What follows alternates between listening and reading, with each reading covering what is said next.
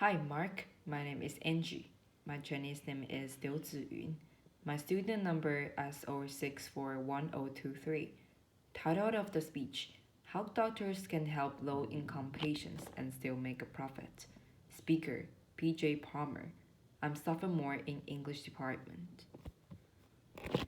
Colfax Avenue here in Denver, Colorado was once called the longest weekday street in America. My office is there in the same place. It's a medical desert. There are government clinics and hospitals nearby, but they are not enough to handle the poor who live in the area. By poor, I mean those who are on Medicaid, not just for the homeless. 20% of this country is on Medicaid.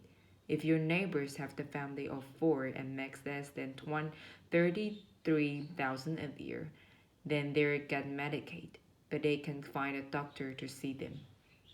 A study by Marriott Hawkins found that only 20% of the family doctors in Denver take any Medicaid patients, and of those 20%, some have caps, like 5 Medicaid patients a month. Others, like Medicaid patients, wait months to be seen, but will see you today if you have Blue Cross. This form of classes discrimination is legal and is not just a problem in Denver. Almost half the family doctors in the country refuse to see Medicaid patients. Why? Well, because Medicaid pays less than private insurance and because Medicaid patients are seen as more challenging. Some showed up late for an appointment. Some don't speak English and some have trouble following instructions. I thought about this while in medical school. If I could design a practice that caters to low income folks instead of avoiding them, then I would have guaranteed customers and very little competition. Laughter. So after residency, I opened up shop doing underserved medicine, not as a non-profit, but as a profit practice, a small business in only resettled refugees. That was 6 years ago, and since then, we have served 50,000 refugee medical visits. Applause. 19% of our patients have Medicaid, and most of the rest we see for free. Most doctors say you can make money on Medicaid, but we are doing it just fine. How? Well, if this were real capitalism, then I wouldn't tell you because you've become a competition. Laughter. But I call this bleeding heart capitalism. Capitalism. Laughter. And we need more people doing this. Not less, so here's how. We break down the walls of our medical maze by taking the challenges of Medicaid patients, turning them into opportunities, and poking the difference. The nuts and bolts may seem simple, but they add up. For example, we have no appointment. We're walking only, of course. That's how it works in the emergency room, at engine cake, cares, and at Taco Bell. Laughter. But not usually at family doctor's office. Why do we do it? Because Narsra can call for an appointment. She has a phone, but she doesn't have phone minutes.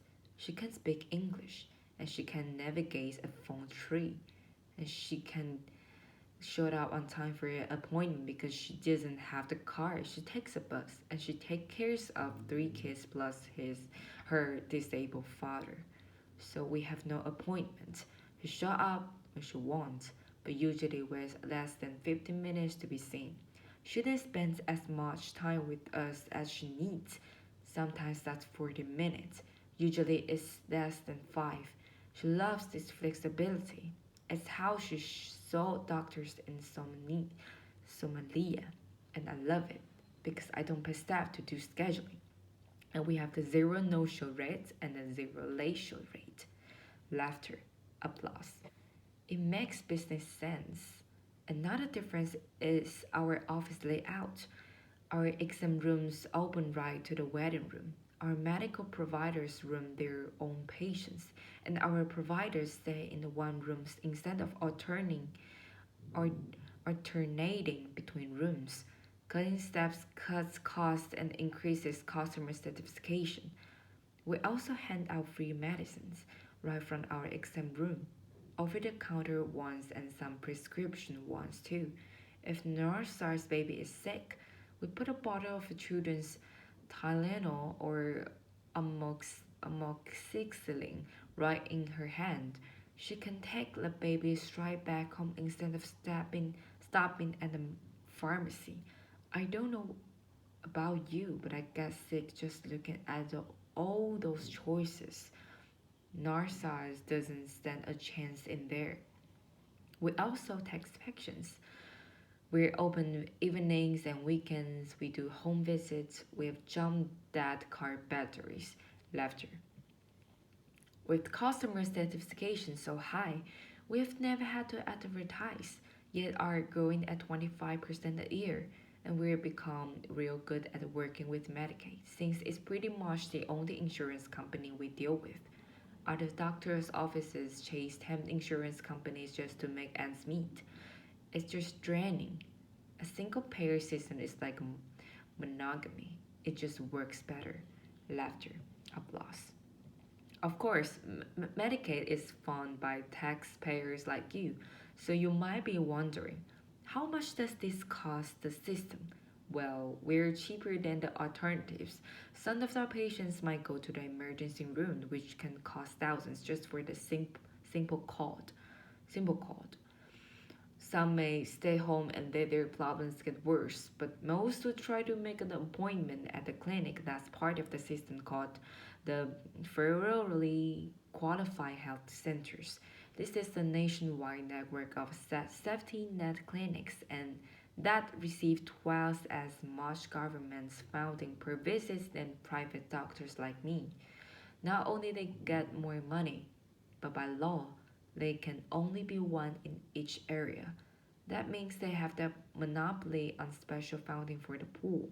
And like any monopoly, there's a tendency for costs to go up and quality to go down. I'm not a government entity. I'm the I'm not a non-profit. I'm the private practice. I have the capitalist drive to innovate, innovate. I have to be fast and friendly. I have to be cost effective and culturally sensitive. I have to be tall, dark, and handsome. Laughter, applause. And if I'm not, I'm going out of business. I can innovate faster than a nonprofit because I don't need a meeting to move the stapler. Applause. Really, none of our innovations are new or unique. We just put them together in a unique way to help low income folks while making money. And then instead of taking the money home, I put it back to the refugee community as the business expense. This is Mango House, my version of the medical home. In it, we have programs to feed and clothe the poor and after school program, English classes, churches, dentists, legal help, mental health, and the Scots groups. These programs are run by tenants, organizations, and amazing staff, but all receive some amounts of funding for profits from my clinic. Some call this social entrepreneurship. I call this social service arbitrage. Exploding inefficiencies in our healthcare system to serve the poor. We're serving 15,000 refugees a year at this cost, and where else they would be going? Of course, there's downsides to doing this as a private business rather than as a nonprofit or a government entity. There's taxes and legal exposures. There's changing Medicaid rates and specialists who don't take Medicaid. And there's bomb threat. Notice there is no apostrophes. It's like we were going to blow out all you refugees. Laughter. We were going to blow out all your refugees, but then we went to your English class instead. Laughter. Applause. Now you might be thinking this guy's a bit different. Laughter. Uncommon. Laughter. A communal narcissist. Laughter. A unicorn, maybe because if this was so easy, then other doctors would be doing it. Well, based on Medicaid rates, you can do this in most of the country. You can be your own boss, help the poor, and make good money doing it. Medical folks, You wrote on your school application essays that you wanted to help those less fortunate, but then you had your idealism beaten out of you in training, your creativity bred out of you. It doesn't have to be that way. You can choose underserved medicine as a lifestyle specialty, or you can be the specialist who cut costs in order to see low income folks. And for the rest of you who don't work in healthcare, what do you write on your applications? Most of us wants to save the world to make a difference. Maybe we have you have been successful in a career but are now looking for that meaning. How can you get there? I don't just mean giving the few dollars or the few hours. I mean, how can you use your expertise to innovate new ways of serving others? It might be easier than you think. The only way we're going to bridge the underserved medicine the gap is by seeing it as a business opportunity. The only way we're going to bridge the in equality gap inequality gap is by recognizing our privileges and using them to help others. Applause.